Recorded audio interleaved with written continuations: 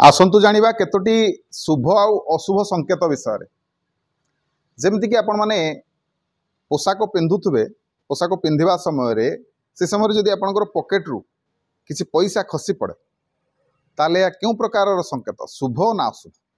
यह निश्चिंत भाव में शुभ संकेत, यह धन प्राप्तिर संकेत।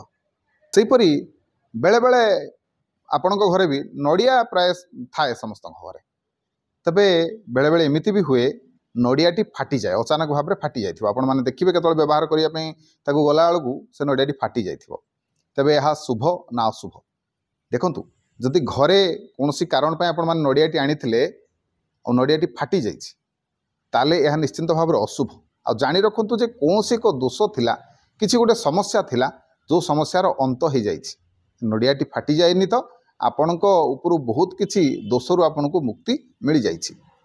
आपणकर अगणारे जदि आपे आपे तुलसी गछ उठे ताहले यह लक्ष्मी प्राप्तिर संकेत, बहुत शुभ। ठीक सेहीपरि जदि बारंबार आप लगे तुलसी गछ मरी जाए ताहले यह लक्ष्मी छड़ार संकेत, यह बहुत अशुभ। तबे कमेंट रे निहाती भाव में जनइबे आपण सहित एभली केबे घटी कि।